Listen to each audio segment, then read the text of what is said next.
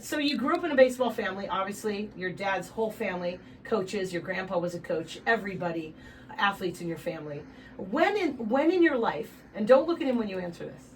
When in your life did you know that you had something special as a baseball player? Probably after my sophomore year of high school. Kind of started figuring things out a little bit, and then I had a good season after that, and I started realizing that I could do something with this, and a lot of things paid off. For sure. And then I also realized that the reason you decided not to go pro was because it's the Giants that drafted you, and you really didn't want to play for that team, right? I mean, that's not true, rumor. No, I'm not kidding. at all. I know, I'm kidding. And then the next decision I want to ask you about, Brooks, and I want to get your perspective on this too, Larry, head coach of the Cal Poly Mustangs, a shortstop for the Mustangs. Brooks Lee and Larry Lee are in studio. When you decided not to go pro, you knew that you wanted to stay, not only play in college, but play for your dad. When did that happen in your life? It was actually the day before the draft. So, Really? Yeah, had a bunch of family meetings, thinking around, and then I ultimately decided to pull my name out of the draft, and then, this is history. So, pretty tough decision, especially for an 18-year-old that's not very mature. So, right, that was 3 years ago. How did you feel, Larry, when he said, "Dad, I'm not gonna go pro right now"? Well, the draft that year was on a Monday, and I was up in Stockton on a recruiting, and I gave him a call. I said, let's get together, you, me, and Mom.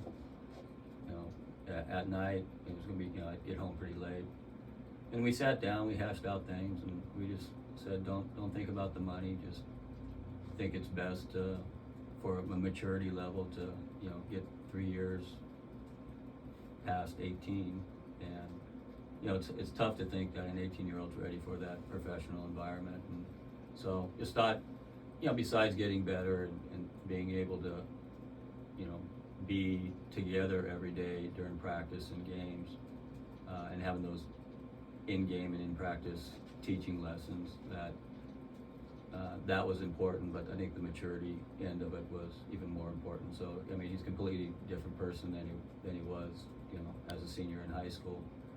So, ultimately we allowed him to make the decision, and it was great. I mean, he had decided that he was going to play for me fairly early, but I think even with that, he wanted to prove to himself that he was good enough to play anywhere in the country, and so just left it up to him. And then once he started to get a lot of attention from the major colleges in the country, he figured, all right, let's go, and I'm gonna go play for you at Cal Poly. Looking back now, any regrets making that decision? None. Right? No, That's pretty cool. Yeah. And you're healthy. Yeah. Because you hyperextended your knee a couple years ago. Yeah, pretty brutal injury, but Because you had to have surgery after that one, didn't yeah. you? Sheesh. So it was worth it. Oh, right. Yeah. And now, and it's interesting because I've watched you as a kid, first of all, and then come in, early on in your career. And I saw you at a couple high school games just when I was there with friends or whatever. And to see the way you hold yourself. I've been watching Major League Baseball and college baseball for a long time, obviously. And you actually, I say this to people when they ask me about you. I say he holds himself like a Major League Baseball player. He's not a guy that's expecting to spend 7-8 years in the minors. He's walking around with that expectation that healthy and strong and fit and healthy and at your best, that like Mitch Haniger, you're going to go pretty quick straight into that part of baseball.